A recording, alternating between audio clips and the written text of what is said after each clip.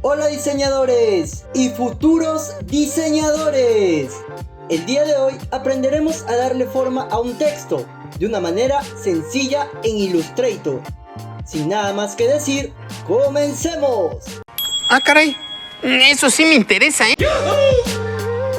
Bien, como podrán apreciar, tengo una naranja como vector, de la cual solo usaremos la fruta. Lo primero que haremos es seleccionar nuestra herramienta de texto y escribir una palabra. Yo escribiré la palabra dulce.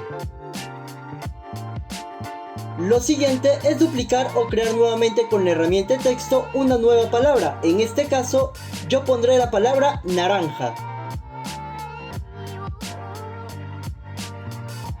Bien, ahora tenemos nuestra naranja y nuestro texto, el cual le daremos forma. Seleccionaremos nuestra herramienta cuchilla y dividiremos la naranja en dos partes, es decir, por la mitad. Ahora ubicaremos nuestro texto en cada parte.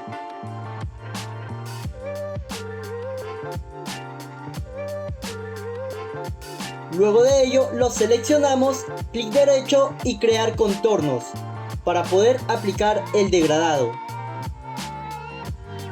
Nuevamente los seleccionamos, clic derecho, organizar y enviar detrás. Ahora lo que haremos es seleccionar nuestra primera palabra, más la mitad de la naranja. Una vez seleccionados, nos vamos a objetos, distorsión de envolventes y seleccionamos crear con objeto superior.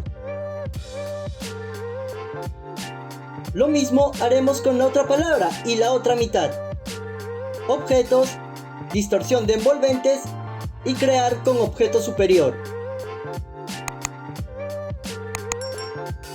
Para terminar, seleccionamos uno de los textos y en la parte superior izquierda le daremos a editar contenido para poder aplicarle un color sólido o un degradado.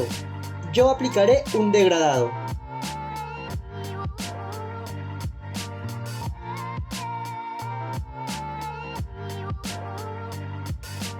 De igual forma, haremos lo mismo con el otro texto. Lo seleccionamos y editar contenido, para poder aplicarle un color sólido o un degradado. En mi caso, como ya mencioné, yo aplicaré un degradado.